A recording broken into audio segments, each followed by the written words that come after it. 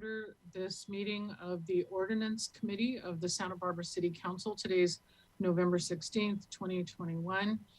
Ms. Clerk, if you would call the roll, please. Yes. Councilmember Sneddon? Here. Mayor Pro Tem Oscar Gutierrez? Present. And Chair Jordan is absent. Mayor Murillo is sitting in. Mayor Murillo? Here. Thanks for explaining that. Mr. Jordan is out, and so I'm alternate and chairing the meeting, so thanks.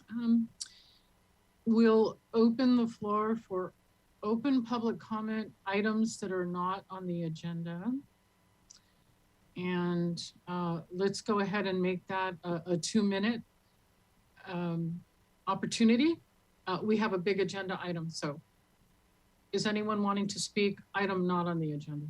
Thank you. At this time, if you'd like to speak for items not on the agenda, please raise your hand within the app and we can call on you. Again, this is for items not on the agenda. Madam Mayor, nobody has raised their hand.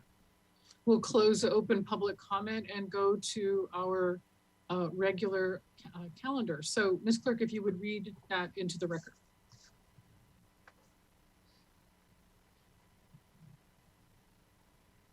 Give me one moment.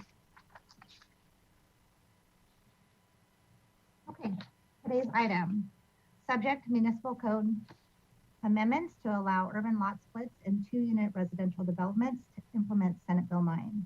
Recommendation that the Ordinance Committee forward a recommendation to City Council to amend the Santa Barbara Municipal Code Title 27 Subdivisions, Title 28 Coastal Zoning Ordinance, and Title 30 Inland Zoning Ordinance to implement recently enacted Senate Bill 9.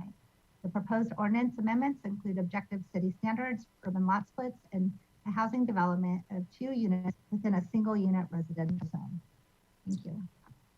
Thank you, Ms. Grisanti. So as staff comes on to give us our staff presentation, I'll let the members of the public know that public comment on this item will be 2 minutes today. So if you thought there might be 3, please adjust your commentary.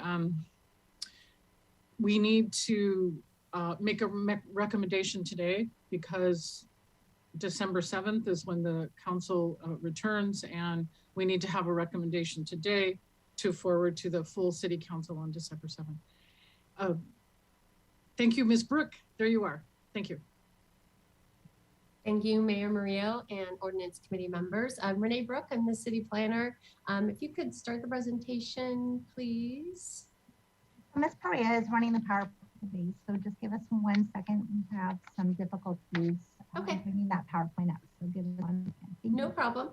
In the meantime, while I'll be giving the presentation this afternoon, I do want to let you all know this effort to bring ordinance amendments to the Ordinance Committee and Council in an expedited manner has really been a team effort. There are many other staff members available today to help answer questions, including additional planning staff, city attorney staff, fire department, and members of public works, transportation, and engineering divisions. So really appreciate everyone's help, and we're here to answer all of your questions. Do you want me to just keep going or pause until we get the... Well, certainly the Ordinance Committee members have the PowerPoint presentation. The public won't benefit from seeing them, but can you go ahead and start? Certainly. Okay. Sure. And just to recap, the purpose of the hearing today for the Ordinance Committee, as was already mentioned, is to review proposed amendments to Municipal Code Titles 27, which covers subdivisions, and Titles 28 and 30, which are our coastal and inland zoning ordinances. As Senate Bill 9 covers both lot splits and 2-unit residential development, it affects a couple different titles of the municipal code. And then the goal today is to get a recommendation to City Council for their December 7th hearing. At that hearing, and as we've been telling the Planning Commission as well, we'd recommend that the council ultimately adopt these ordinances as an urgency ordinance to ensure that they become effective before January 1st, which is when Senate Bill 9 goes into effect. So it's going to walk through some major elements of Senate Bill 9. Some of the graphics are helpful. If we get caught up here with the slides, I could backtrack and point some of them out. But I want to walk through the major elements of Senate Bill 9, just so you understand what's in it, what we cannot change, and oh, thanks. And then I'll follow that with what we are proposing as local amendments to the municipal code. So you can go ahead and go to slide 4, that'd be great. Thanks. So as I mentioned, Senate Bill 9 will be effective January 1st, 2022, whether we do anything or not. So we've opted to expedite making amendments to our municipal code, as the bill does allow us to adopt additional objective standards that are not already in the bill. So these regulations apply in areas zoned for single unit residential use, and the bill requires ministerial approval of 2 primary units on a lot and parcel maps for an urban lot split. And as I mentioned, there is an allowance in the bill for the city to adopt other objective standards that aren't in the bill. And in the next slide, it shows the map of the city and the areas where Senate Bill 9 would be effective as written in state law. Those orange parcels are everywhere in the city that is zoned as single family residential use, and the blue are some other type of zoning designation and otherwise would not be able to use Senate Bill 9 to do either an urban lot split or a 2-unit residential development. Next slide. And the next 2 slides show the areas within state law where Senate Bill 9 projects are not allowed. So these are just carried forward in our local ordinances by reference. As it's in the state law, we can't affect these. So farmland, wetlands, hazardous waste sites, conservation easements, and habitat for protected species. The next slide continues with some conditionally excluded areas where it lists these areas, but then there's a caveat that says, unless we have locally adopted standards that are applied through building permits that somehow mitigate the fact that development is occurring in one of these zones. So for example, in very high fire hazard severity zone, if we have high fire construction standards, we might not be able to exclude Senate Bill 9 projects there. And similarly in a flood hazard, if the development meets the necessary requirements to build above the finished floor above the freeboard area that's needed, then potentially an SB9 project could occur within a flood hazard area. So those require a little bit more implementation on a case-by-case basis if we were to receive applications in these areas where there's conditions that might exclude them.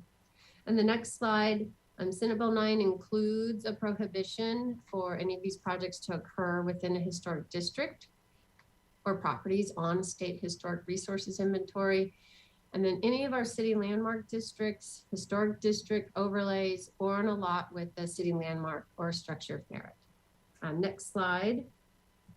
The state law also excludes any of these projects from occurring that might impact rental housing. So these projects cannot demolish or alter housing that is restricted to rents for moderate, low, or very low income, or housing that might be subject to rent control, or housing that has been occupied by a tenant in the last 3 years.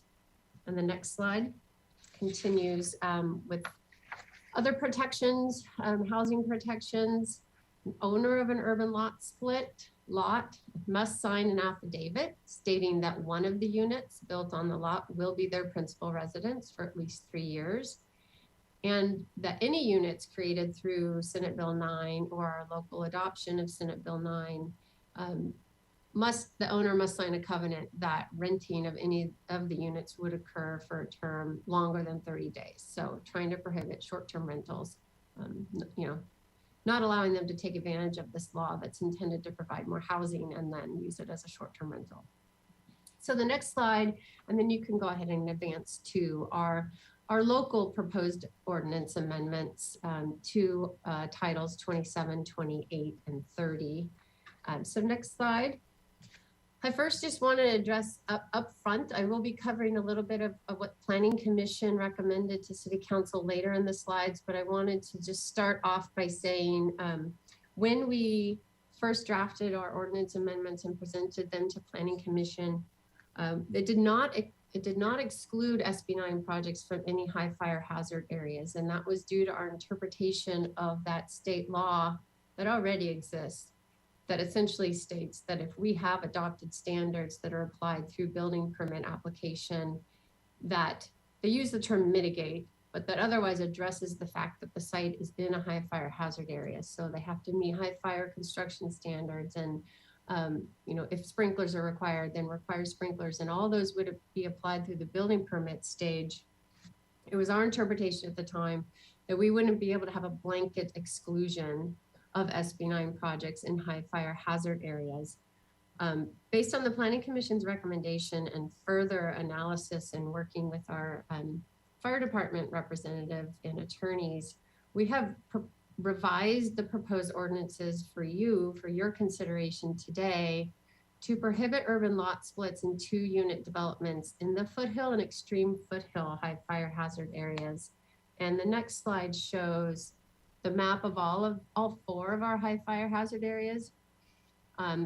The 2 areas where we are proposing these projects would be prohibited are those that you see kind of in the pink color and the orange up in the foothill areas, as you would expect.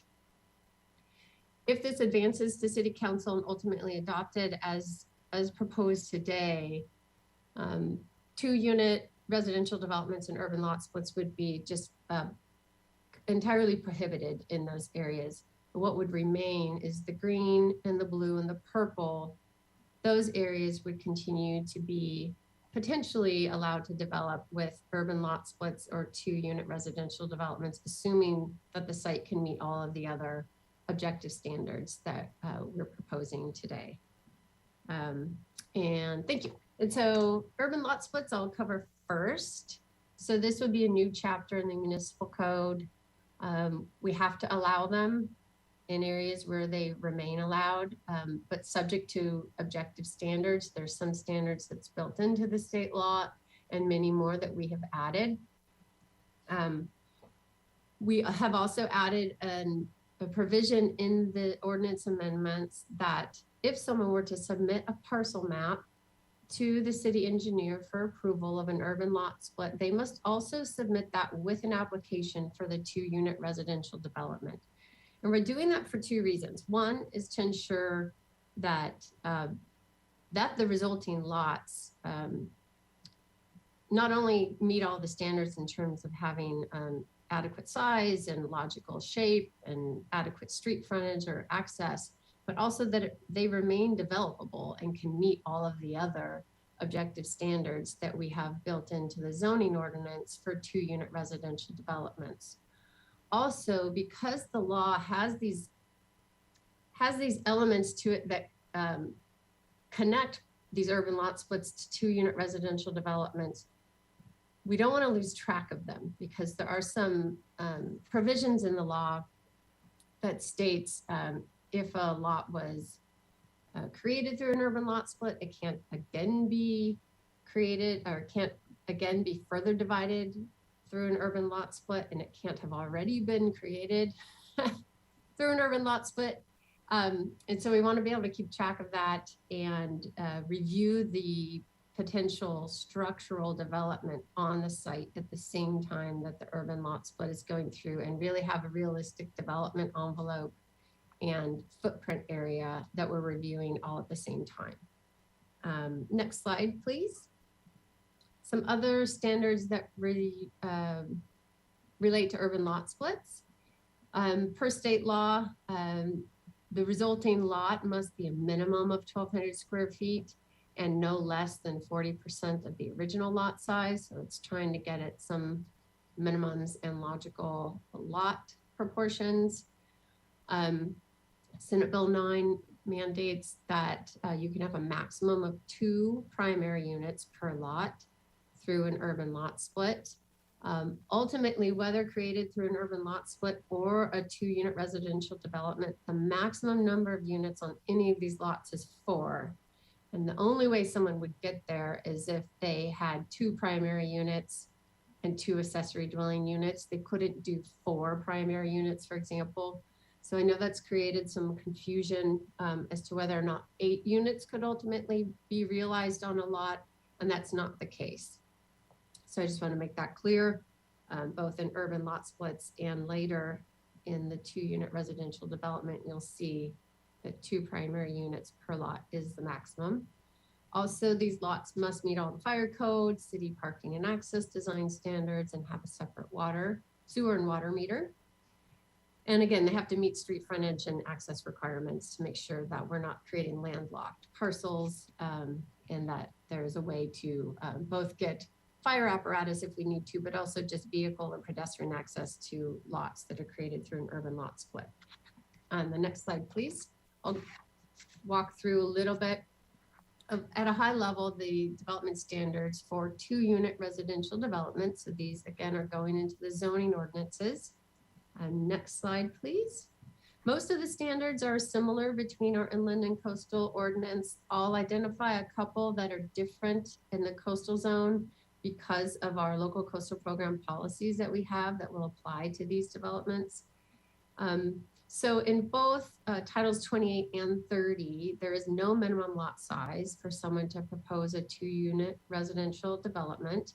Again, there's a maximum of 2 primary units per lot, but someone can propose 1 ADU for each of those primary units, resulting in 4 units on the lot. There's a sliding scale of the maximum floor area of the units based on the lot size, and that's in your ordinance. If you have any questions about that, we have a maximum 800 square foot limitation for units in high fire hazard areas. And there's also limitations on the maximum amount of accessory building that you can have on a lot. And there is a clarification I want to make. We stipulate this in the provisions for 2-unit residential standards to make it clear that the maximum accessory building square footage is not per unit, but is per lot. But there is another clarifying edit we'd like to make in Title 30 and forward that to City Council that puts it in another portion of the code that we didn't catch prior to Ordinance Committee. It's a small edit to just make it clear that on all types of developments, the maximum floor area of accessory buildings applies to the whole lot, not per unit. Next slide, please. So this is where there is one difference between the coastal and inland zoning ordinances. So in Title 28 in the coastal zone, 2 parking spaces will be required per unit. That's based on our local coastal program policy about providing adequate parking per unit. Title 30, because it's not in the coastal zone, we're subject to just state law, Senate Bill 9 as it's written, has a minimum of 1 parking space per unit, except no parking, and we cannot require parking if the site is located within a half mile from a major transit corridor or 1 block to car share vehicle location. And if you go to the next slide, there's a map of those areas. So anywhere in here where you're seeing a blue parcel or area, that's where we cannot require parking per state law. Otherwise, if it's the yellow color, we can require 1 space if it's outside the coastal zone and 2 spaces per unit if it's within the coastal zone. Next slide, please. Again, 2-unit residential standards must comply with the setbacks for the zone, except the state law does say that interior setbacks may be reduced to 4 feet and that no setback is required if someone's converting an existing structure to a residential unit through this law. We do have some height limitations we're adding as some of our objective standards, just to try to help with some compatibility in our single family neighborhoods, applying a maximum height of 25 feet or 2 stories, or no higher than an existing unit that might exist on the lot if there is already a residential unit on the lot. And then again, trying to minimize development in the high fire hazard areas, we have a lower maximum height in high fire hazard areas of 16 feet and 1 story. Next slide. We'll talk a little bit about coastal zone and how it's somewhat unique here. Senate Bill 9 is very clear that it does not supersede the Coastal Act. So urban lot splits in 2-unit residential developments meet the definition of development in the Coastal Act and therefore must be consistent with our coastal land use plan policies and will require a coastal development permit. But we don't hold a public hearing on those. So it's similar to how we treat accessory dwelling units in the coastal zone. If they're detached accessory dwelling units, they're considered development. Coastal development permits required. We go through all the policy analysis, and the project must meet the policies of the LCP, but we don't hold a public hearing. There is a notice that's provided for our normal noticing. We take in public comment, but the decision is made at the staff level and announced at the staff hearing officer meeting. So that's how we would anticipate handling these. On the next slide, it talks about a couple LUP land use plan policies that, let's see, slide 22, if you don't mind going back, just thank you. These two land use plan policies in the coastal zone are particularly applicable here and have guided our ordinance amendments in Title 28.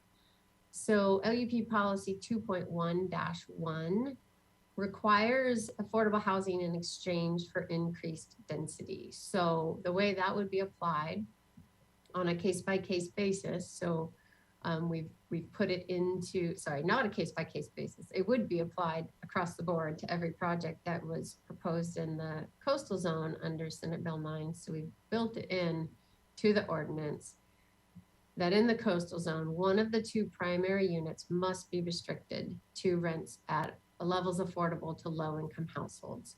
And specifically, it's low income because through reference to our affordable housing policies and procedures, that's the income category that's required for any units that are above the allowed density. So it defaults to low income, and so we're applying that in the ordinance. And then the second LUP policy limits land divisions where land division ultimately cannot exceed the maximum density allowed. So in order for someone to do an urban lot split in the coastal zone, the parcel that they're beginning with must be at least 2 times the minimum size required for the zone in order to result in a parcel that meets the density that's allowed in the coastal zone. So those are some unique things about Title 28. Next slide, please. Similar habitat and hazard protection, just worded slightly differently. In Title 30, we are proposing that development be prohibited within 35 feet of the top of creek bank, wetland, or environmentally sensitive habitat area. In the coastal zone, these areas are mapped and we have numerical setbacks, buffers from these areas. So we can state, because we can see them on maps, that development is prohibited in environmentally sensitive habitat areas, shoreline hazard areas, and their buffers. So these might be bluff top lots that have a certain setback from that. The development must be placed. And again, that will be applied through application of our coastal land use plan policies when reviewing the coastal development permit. And then the next slide, architectural design, because we were working on this very quickly and we have adopted objective standards for accessory dwelling units, we largely carried those forward and proposing those for these 2-unit residential developments. There's some nuances to them because there were some references to accessory dwelling unit standards that applied to the fact that it would likely be a smaller unit set back behind the primary unit. So we have some slightly different language, but more or less applying the same standards at this point. And we'll see if going forward, we might need to amend those if they're not working for this different type of development that we're seeing through Senate Bill 9 projects. And then the last slide, or second the last slide, is to summarize the Planning Commission recommendation. Planning Commission spent several hours discussing this on October 28th. At the end, voted on a 3-2 vote that they could not find the amendments consistent with the general plan, but did suggest that if council were able to find the amendments consistent with the general plan, that council consider excluding urban lot splits and 2-unit residential developments from high fire hazard areas. They included all high fire hazard areas in their motion for council to consider.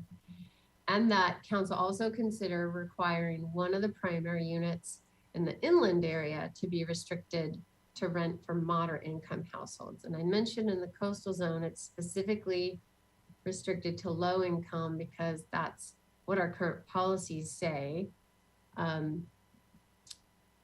Based on the policy in the local coastal program, there's a little more leeway in the inland area. And so Planning Commission chose moderate income for their recommendation there if council were to decide to require that one of the primary units be restricted to a certain income level. And then the next slide is just a reminder that in this state law and in many bills passed recently, an ordinance to implement Senate Bill 9 is not considered a project under CEQA, so we have not done environmental review for this. And then the last slide, 27, is just a summary of the recommendation that you consider the proposed amendments to titles 27, 28, and 30, and forward a recommendation to City Council considering staff's recommendation that council ultimately adopt these amendments as an urgency ordinance to ensure that they're effective prior to January 1st. And that concludes our presentation. Again, as I mentioned, there's many staff here to help answer questions, and I'm happy to do that. Very good, Ms. Burke. Thank you so much. Are there questions from the committee members? Ms. Sneddon, your camera's on. Go ahead. Thank you, Madam Mayor. I think we have a lot of public comment, Dewey, so I'll be quick with my questions and save most for deliberations. But I think I have sort of three different categories of questions. One is on fire safety in general.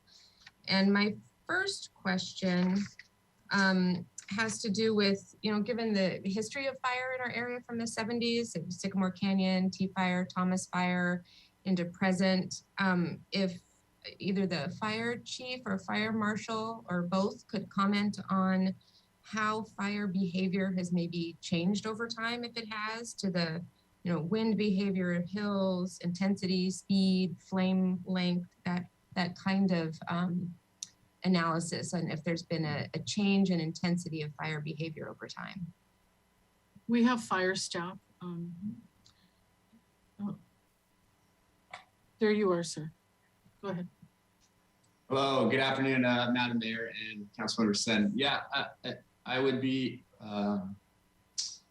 reluctant to speak at a meteorological level because that's not my role, but I will speak to the fact that we are still in a severe drought and have been for a while.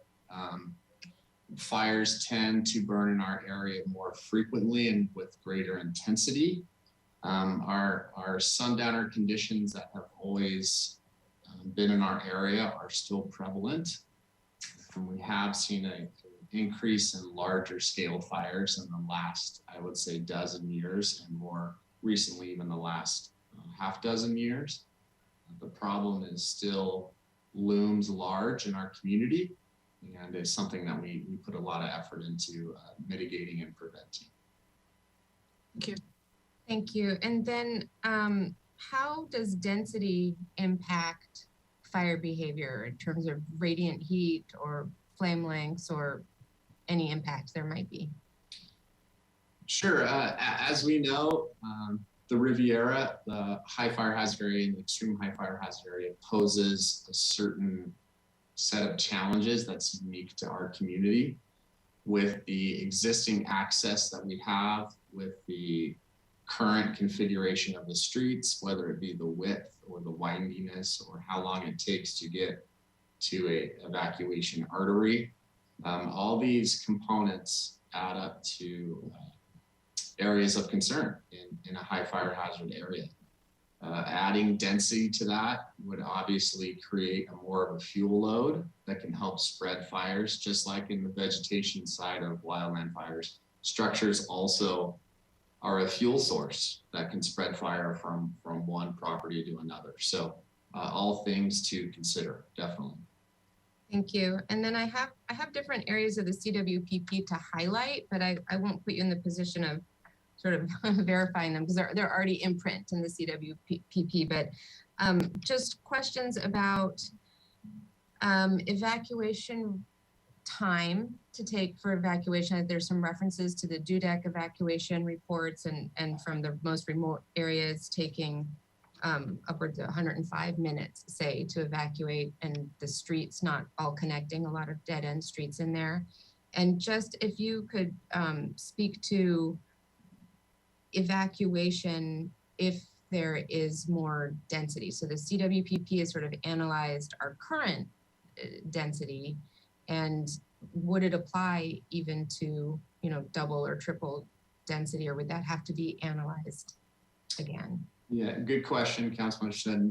And remember, the CWPP was a document that just related to our current conditions and was not a document that was intended for any kind of future development or any kind of future plans that the city might have in those high fire hazard areas. So the data and the numbers that you referenced were at that time accurate.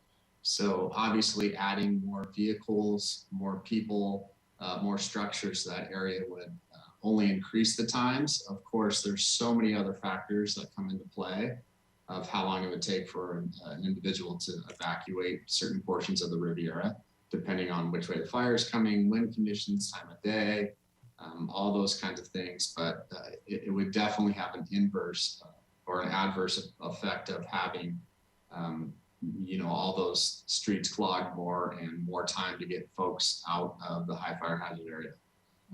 Thank you so much. And then I guess one more question there about maybe the difference between the coastal high fire hazard areas versus the foothill and extreme foothill, the differences there, or what, how should we be thinking about different hazards related to increased density? Sure. Without getting into the weeds too much, I will say that it's a little bit apples and oranges, only that the foothill area has a different kind of topographical region than the coastal area does. It has different kinds of winds. It has different kinds of canyons. It has different types of even vegetation that can burn differently than the coastal high fire hazard area. That's not to say that the coastal area doesn't have its own issues, but in general, the high fire hazard areas in the Riviera have longer evacuation times, smaller roads, longer evacuation routes, smaller roads, more density than the coastal areas do. And that's not, I mean, this is a little bit of a leading question, but that's not an easy fix, the evacuation routes and the narrow roads and the connectivity of roads. I mean, that's correct. And in fact, a lot of it is just topographically locked. There's no way of making certain areas wider or potentially safer just because of what's in place now. Okay. Thank you so much. I think for now, those are my fire questions. And then I just have a couple for planners, I suppose, but for the Planning Commission, their recommendation to include inclusionary provisions, and I'll just say I'm in favor of that. And it's not, as I read it, not in the current ordinance that's before us. So that was something that was recommended, not in this ordinance. And could you describe how we could get it in there if that's what we wanted to do, and how we might do that, like how it would be, what are some frameworks for how it could be implemented? Certainly, Councilmember Snedden. Correct. So we took the Planning Commission's recommendations and through internal discussions moved forward in this version of the ordinance what relates to their high fire hazard area recommendations, at least for extreme foothill and foothill. That was, again, just through staff, more staff work and conversations and ways that we thought we could do that. We did not do the same with their recommendation to restrict one of the units to moderate income, because that was a recommendation for City Council to consider. And so we will continue to forward that as we did to you. And if Ordinance Committee wants to recommend that to the full council, then we would, at that time, amend the code that council would see on December 7th, and that would be in there.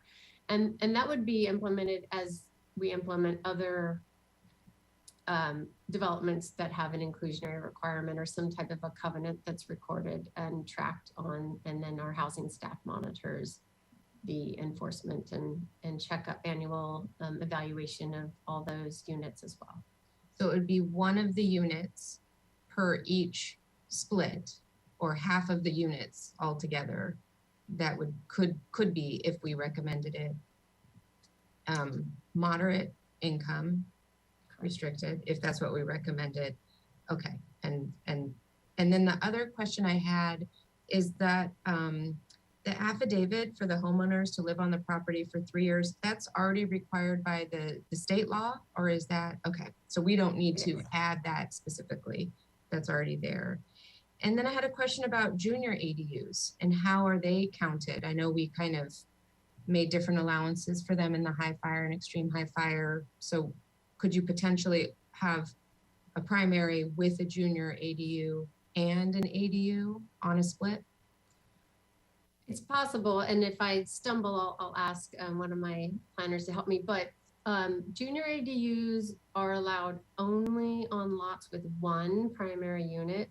So it's possible someone could do that, but they wouldn't be able to maximize under Senate Bill 9, 2 primary units on the lot and then do a junior ADU, just because the ADU law is very specific about that. So there are some nuances and combinations that people could do of ADU and JADU. It really depends ultimately on what they submit to us, which is partially why we want to see this all at the same time. If they're doing an urban lot split, we want to know, are you proposing just one unit on it, or are you going to try to maximize it so we can make sure that it complies with all the laws in place at that time?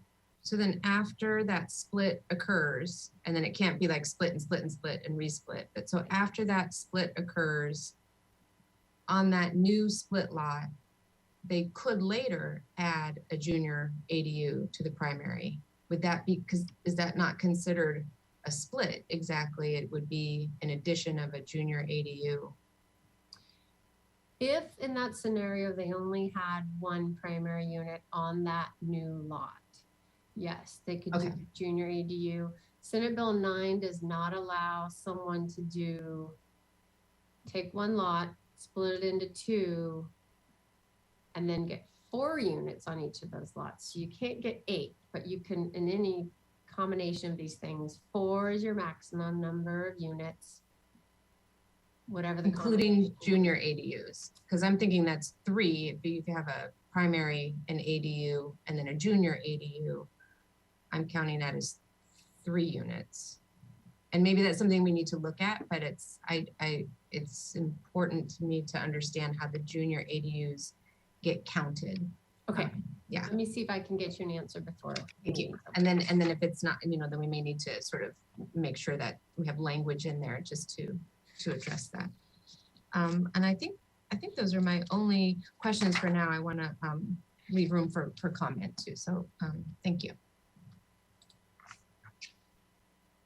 Mayor Pro Tem Gutierrez, go ahead, please. Thank you, Madam Chair. And my question is how SB 9 affects our current tenants and possible future tenants. Mr. Kalan?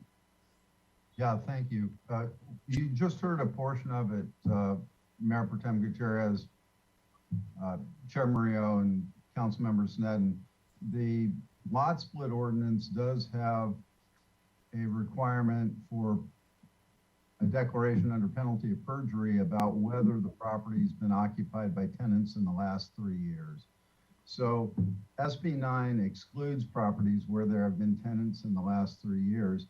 The issue will be how to enforce that. And while the current draft ordinance doesn't provide it, we did want to bring to the full council in December consideration of whether it's appropriate to have a rental registry created so that the city has a means of enforcing the 3-year look back in SB 9. I do want to emphasize, though, as I mentioned, that the draft lot split ordinance attempts to deal with that by creating a penalty of perjury. Unfortunately, that doesn't stop people from misstating the facts when there's a lot of money to be gained through a development.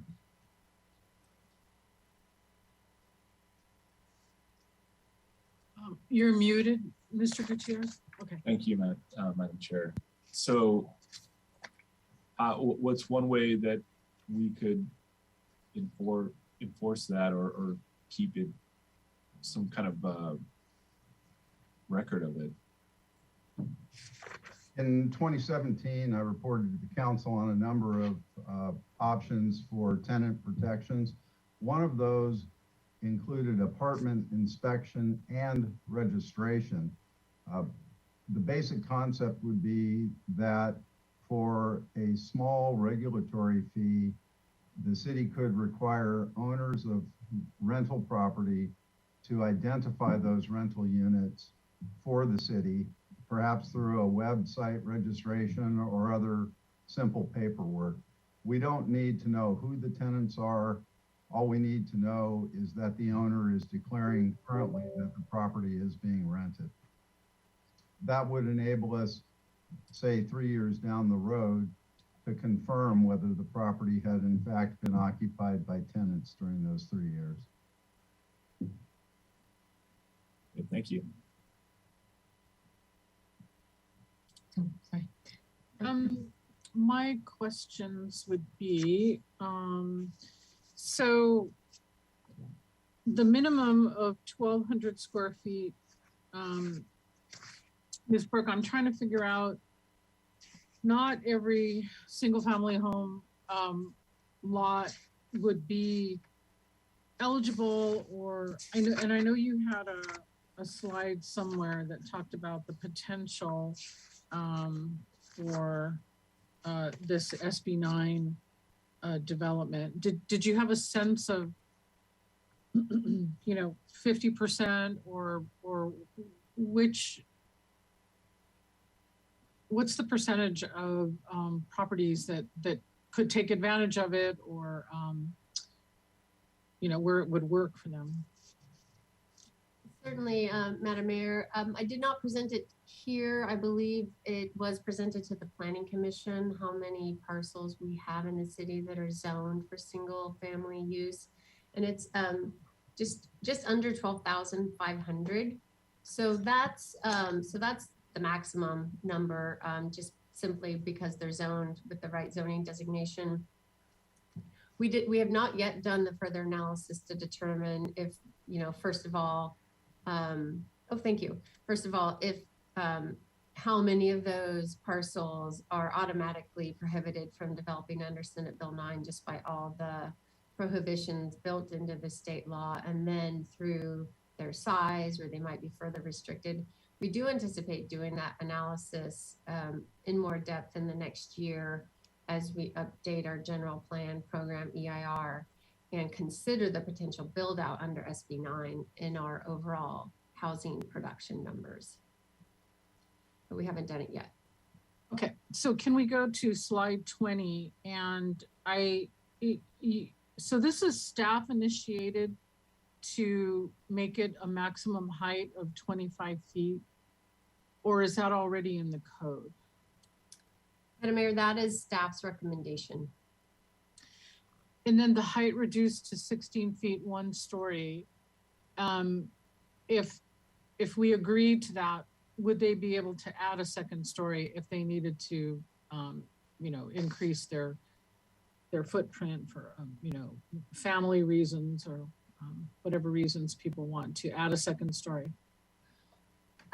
Madam Mayor, not under this ministerial review for 2-unit residential developments. So they would need to comply with these height restrictions as proposed, and the 16 feet, 1 story is just in high fire hazard areas. Okay.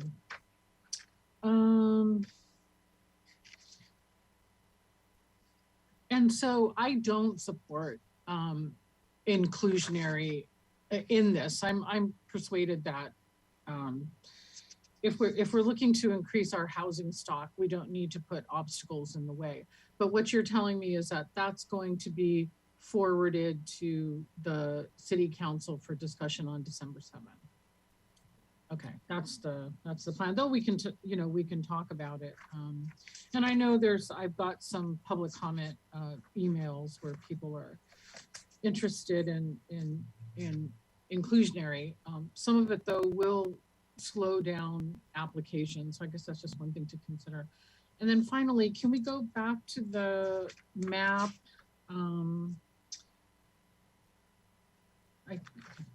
Not 5, it's the other one, 13. 13. Mm-hmm. Okay, so, and I guess I would, does this mean slide 13? So, There you go. Thank you. so the more we encourage some added housing in these colored areas, would that relieve pressure on densifying the gray area? I'm trying to get to a sense of that. Every neighborhood in the city should absorb some density and some housing production because we're in such a tight place with our housing. So would it help if we were to encourage some units in the colored areas? And I guess I would point that out to Mayor Pro Tem Gutierrez too, that we're so dense already in that gray area. What are your thoughts on that, Ms. Burke? Madam Mayor, that's a good question. And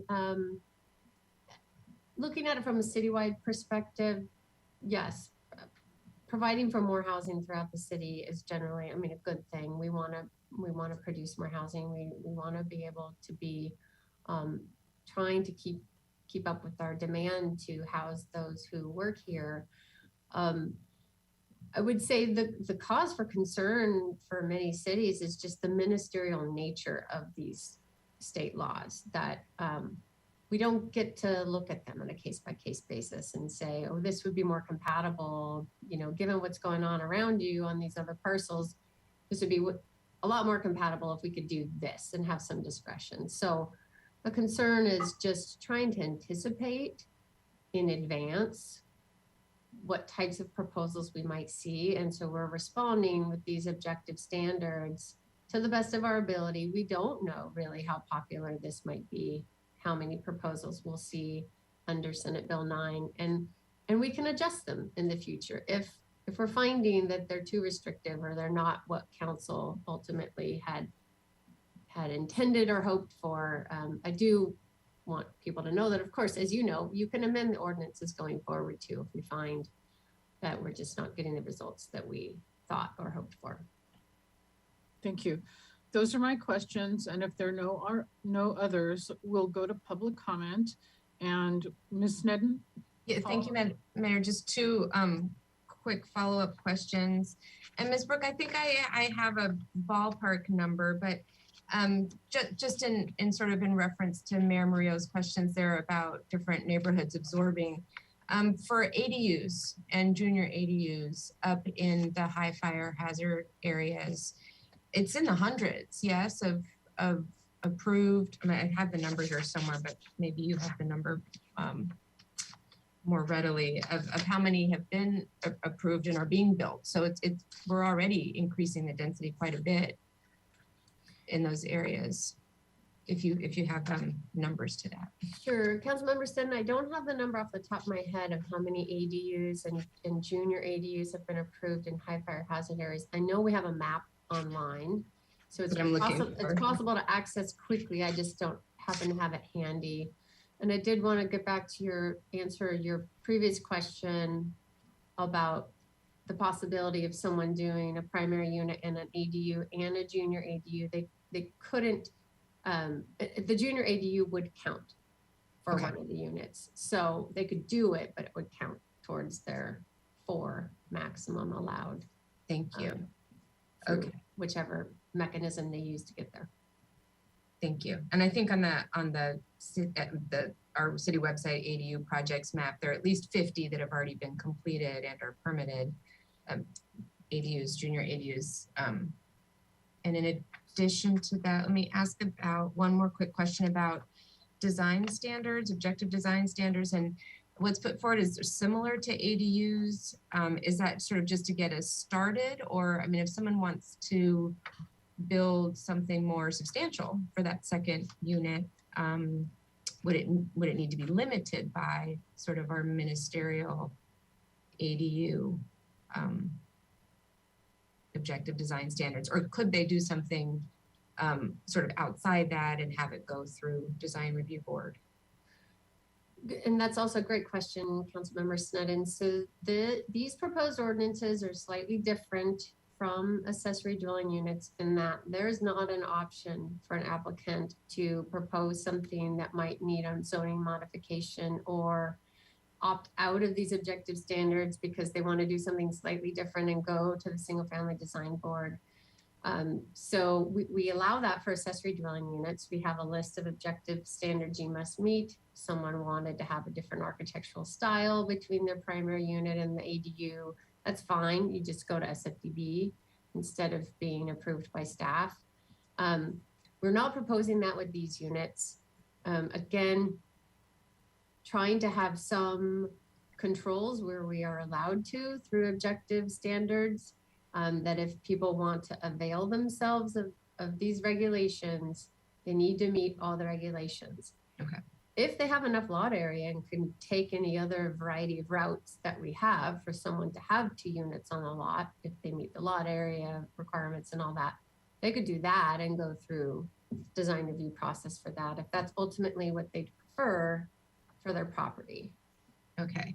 And then do you feel like our objective design standards for ADUs are sufficient? Are they, I mean, I guess that's not the right word, but just looking at ADUs compared to a main is sort of different to me than looking at a split and making 2 primary units. And are the standards for that other primary unit?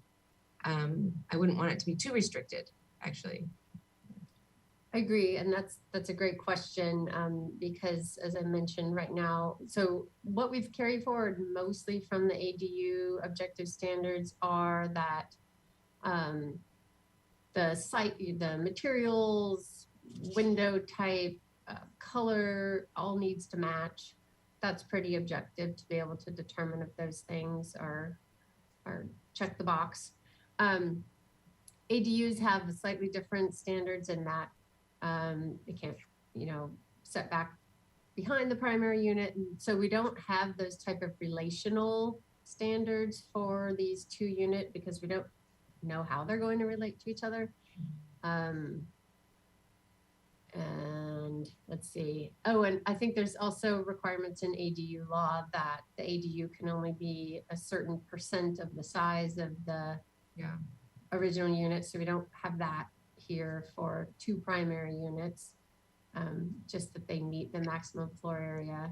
I guess I'm just more thinking about the primary unit. So if you split and now you have 2 primary units, do they have to be matching each other with the same windows and look the same? Because I actually think that's not desirable at all to have the 2 houses next to each other looking the same, sort of for natural variability. So maybe that's something that we could talk about and consider, that maybe if it's 2 primary units, that it might not be so restricted to be as matching the other primary unit to give it less of a, I don't know, more variability. Okay, thank you, Madam Mayor. Thanks. So my follow-up before we go to public comment, Ms. Brooke, is if you're coming back with ADU statistics, maybe at the December 7th meeting, if you could let us know how many of them were already built and people came in to get approval after the fact. There's an expression, I'm forgetting it right now. Legal non-conforming, or no, that's not it. But they as built, yeah, as secretly built. And then let me close with a question, Ms. Brooks, and I maybe this is kind of like a question for an economist, but I'll ask you.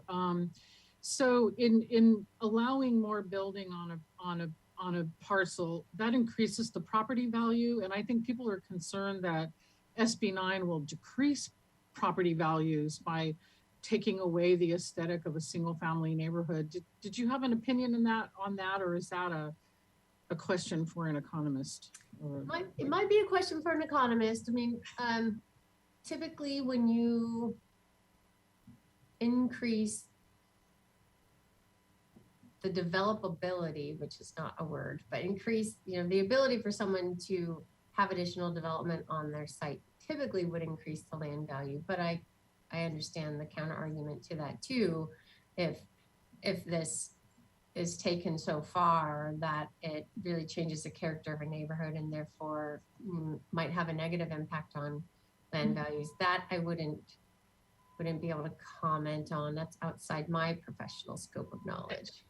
Fine. I just think that's something we should consider. I live in a very dense neighborhood and the property values are sky high. So lucky for us, right, that we live in such a desirable place.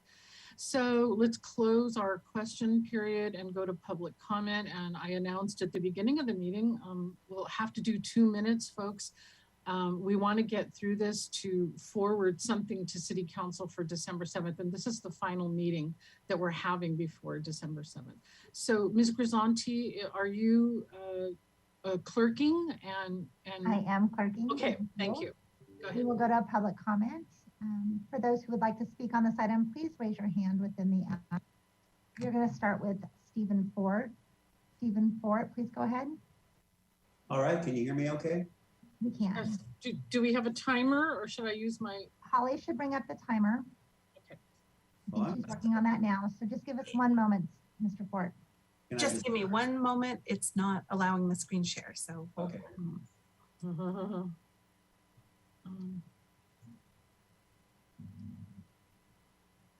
I can do it on my phone. Should I start? Yes, go ahead. For this one, go ahead, Mr. As the owner of a property adjacent to a creek, I respectfully request that the proposed required 35-foot setback from the creek top of bank be removed from the proposed ordinance. There's no evident factual or database justification behind requiring the 35-foot setback.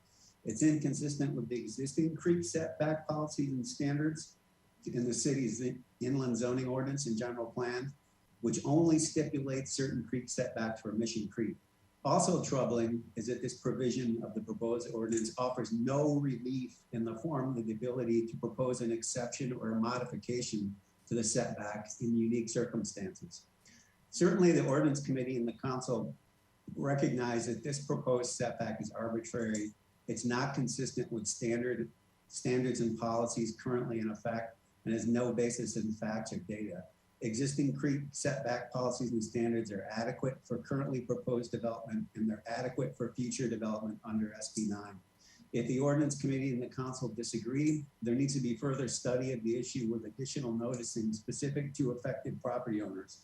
I ask that you please remove that top of creek bank setback from the proposed ordinance. It's arbitrary and unnecessary and inconsistent with pertinent existing development standards. Thank you. And my name is Steve Fort and I'm at 816 Grove Lane. Thanks. Bye. Thank you. And thanks. We got your email as well. Next speaker. Our next speaker is going to be Linda Honigman. Linda Honigman, please go ahead. Hi, I'm Linda Honigman, Chair of the Housing Committee for the League of Women Voters. The League submitted comments ahead of the October 28th Planning Commission meeting where these ordinances were discussed. We offer the following comments to the updated wording. Fire area exclusions. We are pleased that lot splits and 2-unit developments will be excluded from these high fire hazard areas. Title 28, ordinance applicable to coastal areas. We are pleased that the inclusionary requirement for 1 unit to be for low-income households is still included in the proposed language. Title 30, ordinance for inland areas. We were pleased that the commission supported the addition of an inclusionary requirement of an affordable unit for moderate income for each 2-unit development for the inland areas. The staff has asked your guidance on whether that should be presented to the full council, and we urge you to do so. The inclusionary requirements above should be deed restricted and can be an important tool to ensure that more affordable housing is available for all incomes in the city. Thank you. Thank you. Next speaker. Our next speaker is Sheila Lodge. Sheila Lodge, please.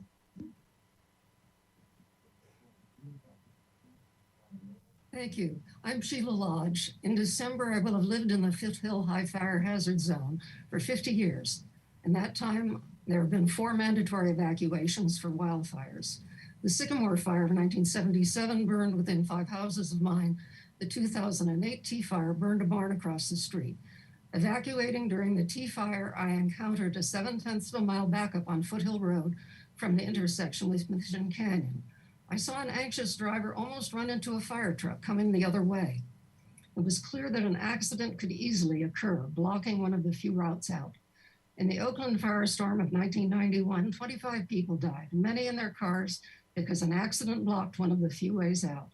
In 2018, the Camp Fire destroyed most of the town of Paradise and killed 85 people, again, many in their cars because they couldn't get out in time. I spoke with State Senator Limon when SB 9 was before the Senate. She thought it banned application in high fire hazard zones because of building code requirements. I explained that the issue isn't whether a building will burn, the issue is whether people will burn because they can't get out in time. Since 2008 and the Tea Fire, almost 100 ADUs plus other dwellings have been built in the Foothill and extreme high fire hazard areas. More dwellings are pending. It is critical for the safety of those who live in those areas that density not be further increased beyond what is currently allowed. I urge you to recommend to the City Council that the amendments before you be adopted. Thank you. Thank you. Next speaker. Next speaker is Stanley Zankoff. Stanley Zankoff, please go ahead. Good afternoon, Ordinance Committee members, city staff, and fellow members of the public who are here as well. I'm calling in as a working class renter in our region, currently living in West Beach, and I'm calling in support to urge you and your fellow city council members that NASB 9 development be subject to an inclusionary requirement of 1 affordable unit for any 2-unit development. SB 9, which you now know very well, does not preclude you from adding an affordable housing requirement. And I'd argue it should compel you to do so, to make sure that you're helping meet the needs of our city's residents who are increasingly, as you know well, displaced and priced out of being able to work and live here in our city. And as we witness, this is particularly true for low and moderate income residents and people of color. I recognize that having an affordability requirement might help incentivize more ADU housing units being built quicker, but we need to acknowledge that, and unless I'm mistaken, so far they have been above moderate income or built at market rate. So today it seems to me that you have a key opportunity to help tailor a state housing law that wasn't designed for a region's housing crisis, or for the states for that matter, in my opinion.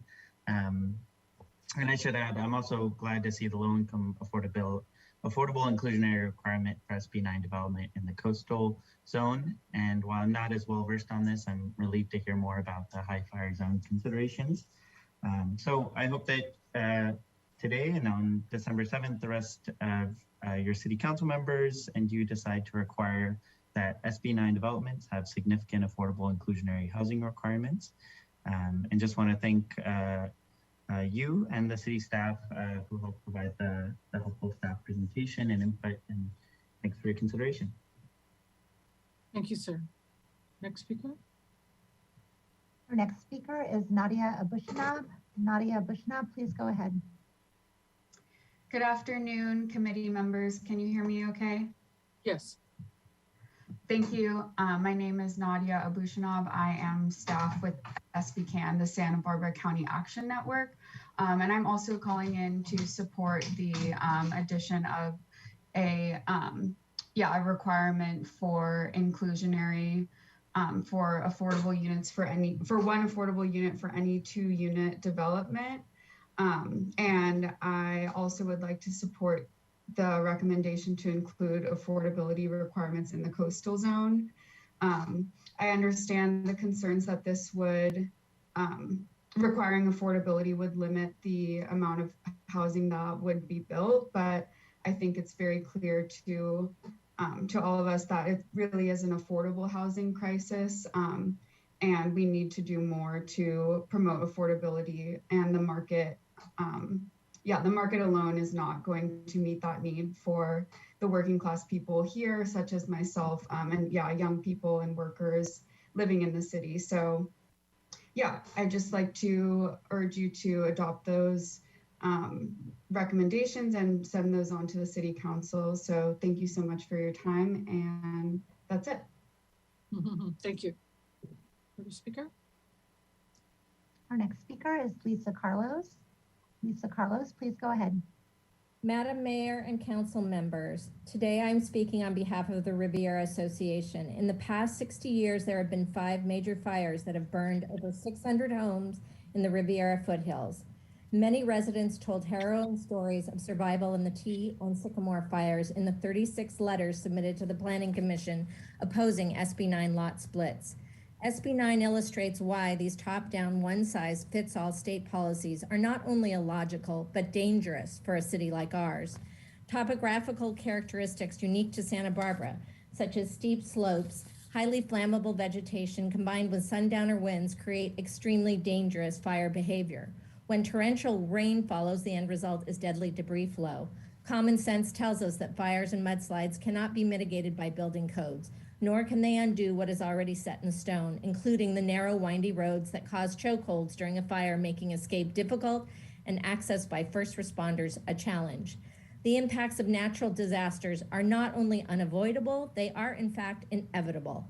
Therefore, our goal should be to minimize death and destruction of property by limiting density in our high fire hazard areas. For all these reasons, we want to thank staff for making public safety a priority and prohibiting lot splits in the foothill and extreme foothill area. However, climate change and the Loma fire are signs that density shouldn't be added to the coastal zones either. We understand the conundrum posed by SB 9. We have a statewide housing shortage. However, the aspects of Santa Barbara that make it such a desirable place to live, beautiful mountains close to our beautiful sea, geographically limit where we can put more housing. So now is the time to plan for the adverse, unavoidable impacts of hillside fires. Now is the time to take the long view and be judicious about where to build housing. Now is the time to make the right choice before thousands of lives and structures are at stake. Thank you. Your time is up. Perfect. Thank you. Next speaker. Our next speaker is Lori LaRiva. Lori LaRiva, please go ahead.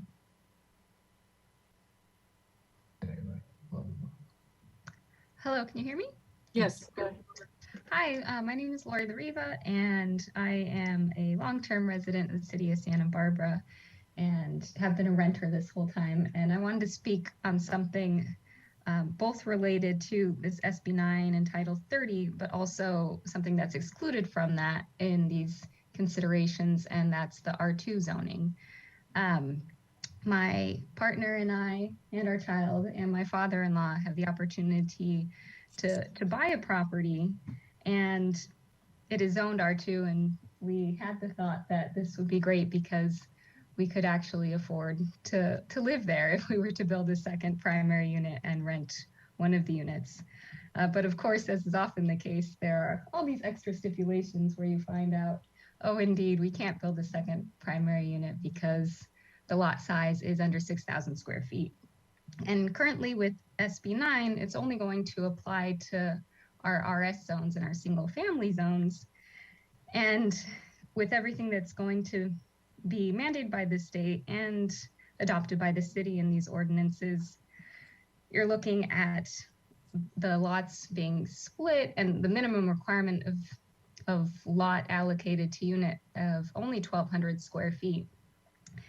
And with these different maps we've been looking at today, a lot of our city is inevitably going to be restricted from adding a second primary unit or having 4 units in total on their lot based on fire hazards and other things we're going over. And it seems like a poor idea to not reevaluate some of the R2 zones. I'm specifically speaking about one on the 800 block of Spring Street, located between Milpas and Alisos on the east side. That currently says because the lot is only 5,000 square feet, that it can't even have a second residential unit. So there are going to be a lot of very, yes. Your time is up, and okay. If you would talk to planning staff, maybe they Absolutely can work with you on the property that you own. But I appreciate your perspective. Okay, thank you very much. Madam Speaker?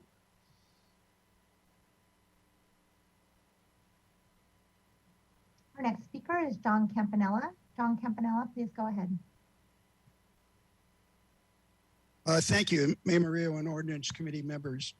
For Title 30 Municipal Code amendments to help implement Senate Bill 9, please consider the following. Outside the fire hazard areas, the maximum floor area of primary residences should not be limited to the same size as accessory dwelling units. Primary residence should be available for families that may grow and mature over time. To restrict primary residence to AD accessory dwelling units restricts the ability to serve these households. There should be more flexibility of primary residences. Just coincidentally here, if you do a lot split, you could actually have larger primary units than you can if you do a duplex or two primary units on the same lot. Because only the two primary units on the same lot have to comply with ADU. A lot split complies with the single family zoning ordinance. Secondly, on amendments should not include affordability requirement.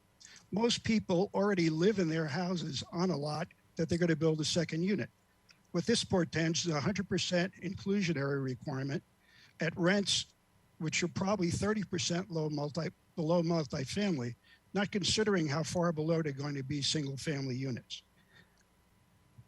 Affordability requirement for a new primary residence is a disincentive and so a constraint on implementing SB 9. Affordability requirements should not be recommended to the full city council, and you should not wait to see if it doesn't work because it's not going to, as I can see as a single family homeowner. Lastly, talking about ADUs, it's been brought up a number of times at planning commissions that an inventory should be done on the 700 applications that are currently in process or completed on what income levels are being served. We keep trying to get inclusionary against new product that is being built and not doing an inventory on those that are already small units on the ground being used for a variety of cases. Thank you. Your time is up, and you can write us an email on that. You know, we have until December 7th, and I would say that to everybody who's not getting to say everything they want to, that we can, this is just one opportunity on this item, so thanks. Next speaker. I believe our final speaker is going to be Rob Fredericks. Rob Fredericks, please go ahead. Yes, good afternoon, committee members. Rob Fredericks with the Housing Authority of the City of Santa Barbara. And like others that have spoken today, our Board of Commissioners was saddened to see that affordability requirements were not included at the state level when SB 9 was passed. And we believe that given the very high housing costs here in Santa Barbara and the unmet need of affordable housing, that there should be added affordability requirements that you should consider in forwarding to City Council. Also, we're concerned about units in the high fire zone and would suggest that those be restricted. Thank you. Okay, very good, thank you. And anyone else, Madam Clerk? Yes, we have one more speaker, Looks George Schreiber. George Schreiber, please go ahead. Can you hear me? Yes, go ahead. Okay, thank you. I guess my comment is with regards to the affordability inclusion.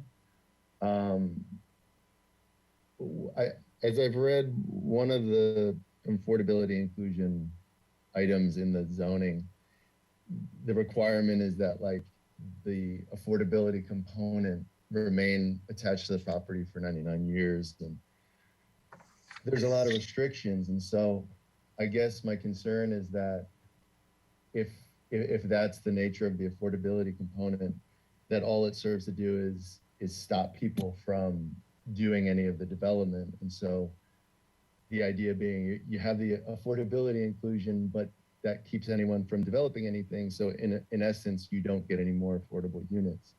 And I guess I'm just wondering if it would be different from the one that's in the ordinance now, or if it would be separate, and what the wording of that would be, so that it actually results in new affordable units being built. That's it. Thank you. Thank you so much, sir. And it looks like we don't have anyone else, Ms. Clerk? That is correct. Okay. There are no additional speakers on this item. We'll close public comment, and I wrote down a couple of questions related to the discussion in public comment. One of them, the affordability element. Ms. Brooke, so there's two things we're talking about, right? There's a inclusionary related to low income, and then there's the Planning Commission recommendation for moderate income, and that was just for the coastal area. Do I have that right? And can you just tease it out a little bit for the committee members? Certainly happy to do that, Madam Mayor. So staff's recommendation going into the Planning Commission hearing was that based on our adopted local coastal land use plan, for any of these 2-unit residential developments or urban lot splits in the coastal zone, we would have to require that one of them be low income, because the policy language is just so clear that, so that's a requirement in the coastal zone. Okay. Could not change that because we have to review these for consistency with local coastal policy, because they require coastal development permit. What the Planning Commission did was, in addition, again, because they weren't able to make the general plan findings or recommend that council make the general plan findings, but what they offered council to consider that might help be able to make the findings is that in the inland area in Title 30, that one of the primary units be restricted to moderate income. There was a discussion about low versus moderate. Ultimately, the motion included moderate income, as that's an income category that we have a really hard time producing, as we all know, without some type of an inclusionary, government requirement to provide moderate income housing. We're just not seeing it through nonprofit housing development. So in the coastal zone, the affordability requirement is codified. We're not talking about that really. We're wondering if what we should do about the Planning Commission's recommendation in the inland areas for one of them to be moderate. Okay, so that's clear. My second note from public comment, can you address the creek setback, where that came from? Some of us want to protect the creeks, but we're also trying to build housing. What do you say about that? Certainly, I'm happy to, Madam Mayor. So outside of the coastal zone, we don't have numerical required creek setbacks. So unless we put it in this ordinance, we would not be able to require any setback from top of bank from creek development, because these are ministerial. So they come in as a building permit application. We'd apply what we have within our municipal code or building code standards. And as I said, outside the coastal zone, we don't have a codified creek setback. We have a 25-foot creek setback from Mission Creek that's really reviewed more for not obstructing floodway, the flow of water. It's not reviewed for habitat reasons. So we're proposing a minimum 35-foot setback from creeks in the inland area. That is recommended for two reasons. One, we have a general plan policy that says that we should evaluate requiring more than 25 feet setback from our creeks. We have not done that work citywide yet. In the coastal zone, the creek setbacks vary from 35 to 100 feet. So 35 is the minimum setback in the coastal zone. So we thought it would be logical to apply that to just these projects in the inland areas too. Okay. Well, with all due respect to Mr. Fort, I think we should have a creek setback, but we can talk about that. And then the final thing that out of public comment was Mr. Campanella's concern about primary residences being too limited in floor space. Is that something that, can be adjusted later, or is that you're going with the accessory dwelling unit standards for ease, or go ahead. Madam Mayor, I'm not sure I entirely understood. I think I understood the concept of Mr. Campanel's concern. If we're able to put up slide 35, this provides the maximum floor area per unit. So this would be for the primary unit on any of these lots. As I said, it's a sliding scale based on the lot size. So smaller lots have a maximum unit size of 850 square feet on up to 1,200 on larger lots. I think if I understood Mr. Campanel's concern, he believed these maximum floor areas were too small.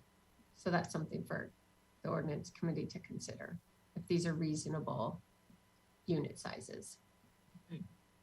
I think these are reasonable, but I think what he was referring to was the carryover of accessory dwelling unit standards. There's an email from him and I'll take another look, but let's go ahead and keep moving forward. Councilmember Sneddon or Mayor Pro Tem Gutierrez, are you ready to go ahead, please, ma'am? Thank you, Madam Mayor.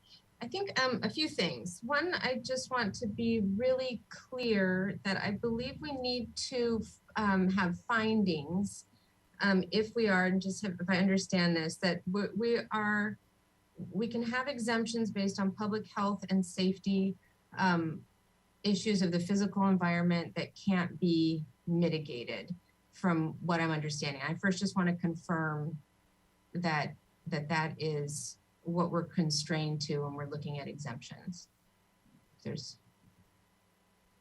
Ms. Burke, are we making general recommendations and we'll do findings later, or what's your thought on that question? Yes, Madam Mayor and Councilmember Sneddon, my understanding is the ordinance committee would make a recommendation to City Council. Ultimately, City Council would need to be able to make general plan and local coastal program findings. So if you had concerns with anything you're seeing today and being able to make those findings going forward, then we would want to know that and know if there's a majority of the committee where we would change our ordinance amendments before council meeting. Honorable Mayor, may I jump in here, please? Please, yeah. Hi, Dan Hansky, Assistant City Attorney.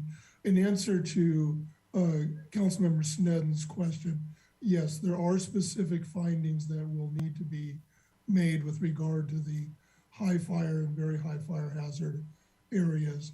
Those will be based upon evidence that's in the record, including not only the fine commentary by residents in the neighborhood, but the fire marshal as well. And those would be included in the final ordinance that would be prepared before the city council. The whole idea is you have to make special findings under the provisions of the State Planning Act to get the blanket prohibition that we're trying to get in this area. And as a follow-up question to that, I mean, it's clear to me, I can make the findings and I can list reasons for findings, and I'll do that also. But is it possible that there could be a written documentation of the findings before it comes to council? We have sort of evidence and support in different places, and I think it would be very helpful to have it in one place. Thank you, Councilmember Smith. Yes, that was the plan all along. And due to timing constraints, we have not prepared the findings, but we will do that, and certainly appreciate the testimony today by the residents so we can include that as well as evidence in the findings. Thank you. And then would it be appropriate for me also to add things that might be considered in the findings and my comments as well? Okay. Yes. Thank you. Then we will take all the help we can get. Okay. Thank you. And thanks for that guidance. And also really thank you to all of staff for this concerted effort to work together and bring this forward so thoroughly. And also to Planning Commission, who did a really excellent job on this particular item and bringing forward the issues and risk factors. So I will just say, and a lot of my comments will have to do with what could possibly be used in the findings as well. And we'll leave that to staff to write that up. And I think it will be helpful. But I will just say, in terms of health and safety and the physical environment that can't be mitigated, we are so geographically and topographically constrained between steep hillsides with canyons, with very fire-prone vegetation.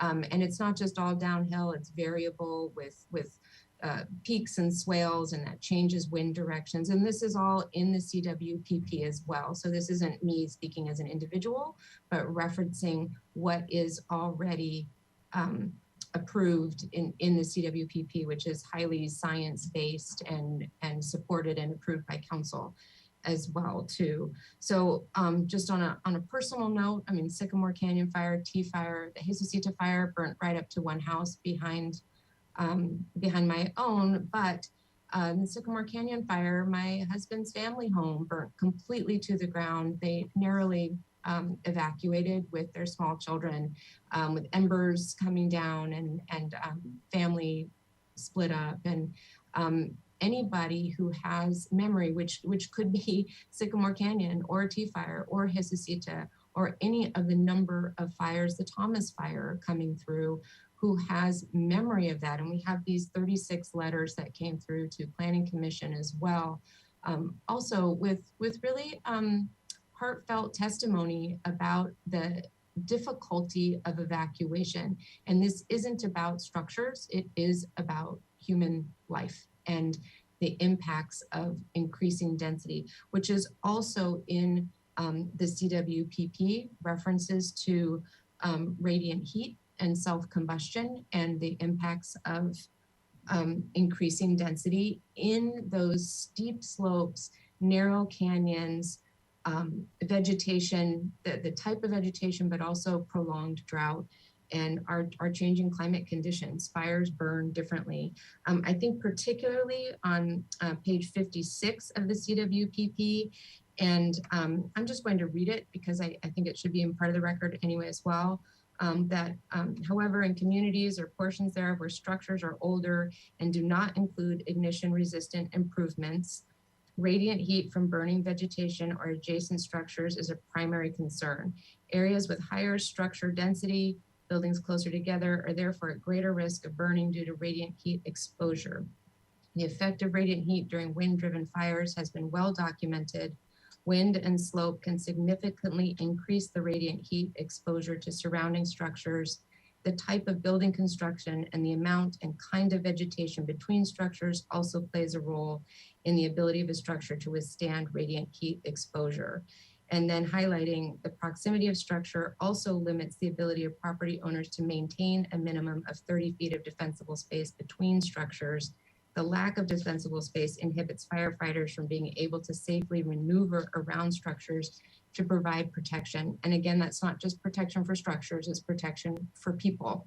So in the findings, I would hope that that would be included. And also the Riviera Association did send us a very complete documentation where they, and I won't take the time through here now because I know we're limited in time, but with quotes from the CWPP, all again accepted science and recommendations that we've already approved at City Council that have to do with the fire behaviors and the increased intensity over time. And I think if some of those findings, those particularly on page 56, page 51, which references that most of the homes already are not fire compliant, they're non-conforming. And the CWPP is a plan to get there, but we are in nowhere near having that be a completed plan where everything is already achieved. Also page 86 in the CWPP, and just generally those recommendations. And then, I mean, I think it's really clear that the public health and safety on multiple levels that we can make those findings consistent with the exemptions allowed by SB 9. And I think that we have an obligation to do that, and that would be helpful to have that written up. In addition to that, So we can discuss it further, or if you're ready for a motion, or I can just state my position at this point. I think we should exclude lot splits for high fire, or the CAL FIRE defined high fire hazard areas. I believe we should have the inclusionary requirement, one of every 2 units in the splits. I think that while it might seem like creating more availability would decrease the prices, I can say in the hillsides, you know, many of those homes are not occupied, and anything that is in a desirable area within Santa Barbara, that it will rent for very, very high amounts in my opinion. So unless we have that inclusionary provision throughout the city, I think that that any new unit would rent for extraordinarily high. I can tell you, I know someone who just built an ADU in their backyard, and they're astonished that they can rent it for $4,000 a month, and they do. And that's an ADU, and that's supposed to be, you know, our affordability. So I think without the inclusionary requirement, we're doing a disservice. So I support the inclusionary requirement, and for the workforce affordable income. And I think it would also be a good idea to look at if the second primary residence wouldn't have to be so identical to the first. I think we could allow some variability there, maybe within some design standard choices or something like that. But I don't think it would actually look nice to have 2 new primary dwellings that look the same. It just sort of, but that's a stylistic thing to mention. So excluding from the CAL FIRE high fire hazard areas, inclusionary requirement, yes, and findings that council can look at when it comes forward. Okay, so you're saying all the high fire and the moderate income, gosh, I'm just looking, but can we look at the not the planning commission recommendation, the other, okay. So Mr. Gutierrez, where are you with all of that? I was hoping we could have a discussion about excluding the area, the coastal high fire. I think Mr. DeGilio, or I'm sorry if I'm forgetting your ranks, or fire chief, deputy chief, whatever you are, thank you, that you said it was apples and oranges, the foothills and the extreme foothill versus the coastal, there you are, sir, that it was different. And so I think we can allow a little more building in the area, in the Mesa area. And is that a shortcut way to say it, Mr. DeGilio, that it's the Mesa area? Yeah, Madam Mayor, the coastal high fire hazard area does include portions of the Mesa and the Las Positas corridor. And like you reiterated, it is geographically and topographically different than the Riviera and the high fire hazard area and the severe high fire hazard area. And so that's for your consideration if you would allow some more density in that coastal area because of the geographical differences and the little bit more ease of evacuation routes in those areas than in the Riviera area. And your title, just to be clear? Interim Fire Marshal. Interim Fire Marshal, your mother's proud of you. Thank you, sir.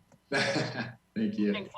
Thanks. So Ms. Sneddon, if you would consider that, that we exclude those areas, that's where I'd like to go, but let's hear what Mayor Pro Tem Gutierrez has to say. Okay, Mr. Gutierrez. I can agree with excluding those areas, Madam Mayor. Okay, great. And anything on the moderate income inclusionary in the inland areas as suggested by the Planning Commission? I agree with that as well. Okay. So Ms. Sneddon, it looks like a motion would pass if Mr. Gutierrez and I are in agreement to exclude the coastal high fire area and add the moderate income. I'll go ahead and vote for that today.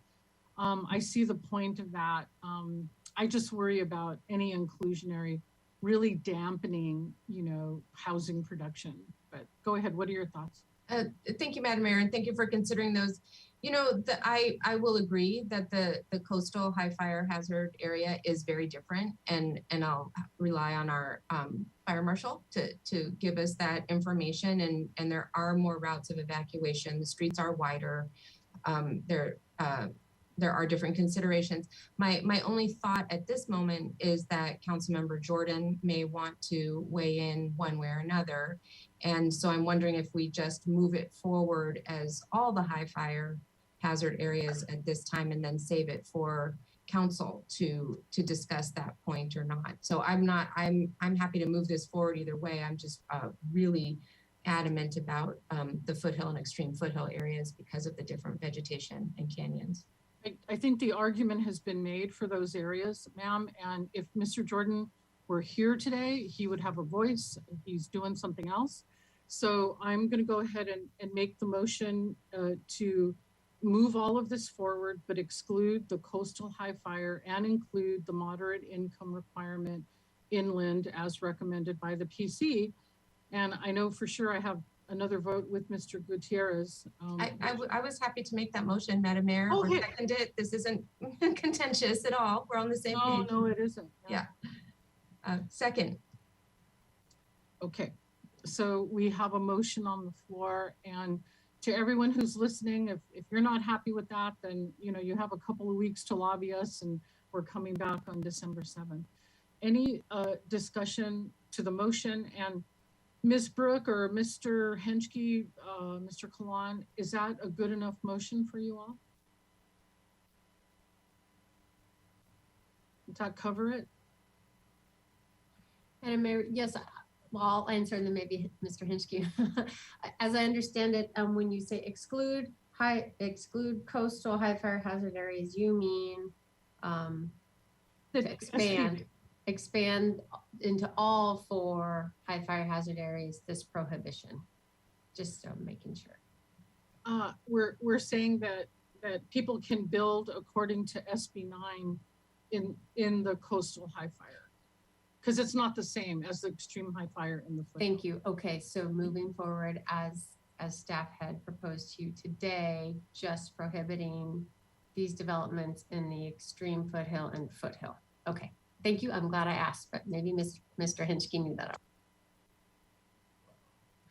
I believe we understand. It was the existing staff recommendation, which is the Riviera area, is excluded from SB 9 development. The other areas are not, as the fire marshal testified, because he couldn't support an additional exclusion of those other areas. So, and the findings will reflect that.